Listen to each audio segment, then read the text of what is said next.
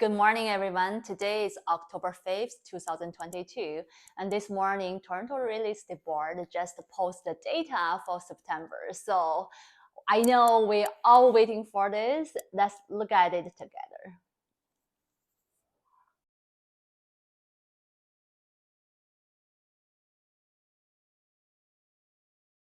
Thing come to my attention is the sales price is 1.086. It's slightly increased than August again. So we were talking about July was the lowest 1.073, and now August 1.079, and now this month September 1.086. So it's slightly increased as what we expected. So it's kind of stabilized. As we keep talking about stabilized, already 20 to 30% drop compared early this year. So how much is going to drop more? So that's the question always we want to ask ourselves, ask investor, ask the buyer and seller as well. Is it a bottom out? So we do see stabilization here. And the total sales is around 5,000 sales. So compared to last year, around 9,000 sales is completely very low. But compared to last 2 months, it's relatively on the same level. So what is saying still that buyer, seller, demand, supply still kind of tied up here to see where they can find a balance. But the price can tell that looks like it's not. We have one more increase during the September for interest rate, right? It doesn't really affect much, but it does affect some buyers' affordability, and they are, if they want to get into the market, but the price kind of stabilized there. Let's look at the number of listings. The new listing for September is around 11,000. New home were listed, and compared to last year is 13,000. So we see the listing is dropping for 16%. But this number is actually really important. We were talking about like supply demand is tied up there to find a balance. So if we need to continue monitor this listing, if we see more listings showed up, which means the supply has pressure, and we still have relatively maybe 1 or 2 times of interest rate increase, so that may be a trigger to have trigger the price getting down a little bit more. Or if we do see this listing getting less and less, then that could be a sign saying, you know what, the demand has more pressure, then the housing price may slowly increase as well.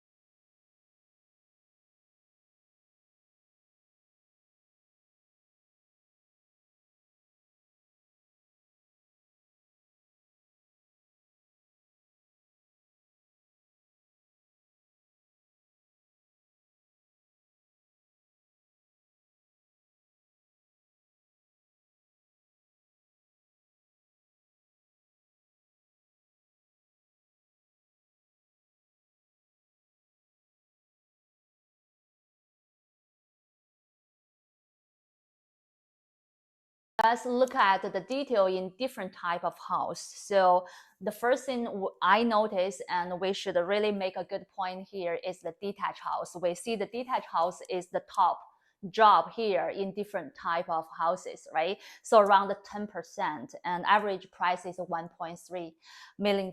So if you are the one who is looking for upgrade the house, I think you should kind of start getting into the market, looking around to see any dream home, right? If you upgrade, you want to find a perfect home. So this is, you need to take your time, find a perfect home, and that's the one type of house that has been dropped the price the most.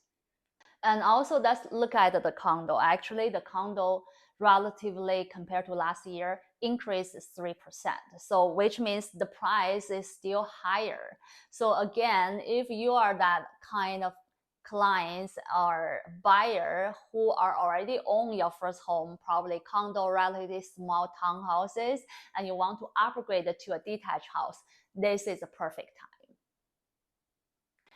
Let's look at the economic indicators as well. The inflation rate in August is 7%, slightly dropped. The prime rate is 5.5%. The takeaway from today would be one, if you have been holding your purchase, you should start getting into the market looking for the house, because it's taking longer for you to find that perfect one for yourself. And second, let's really need to monitor tight for the new listings on the market, because we do make the conclusion the demand and supply kind of tied up here. They're looking for a balance point. So we want to know, is it going further down or kind of slightly backing up? So the new listing is a really good indicator. So that's monitor it very closely. And again, if you are the one who looking for upgrade, it's really good time, because the smaller home is really still holding really good value on market, and detached home has the biggest drop. So this is the opportunity to upgrade. See you again. Talk to you soon. Bye.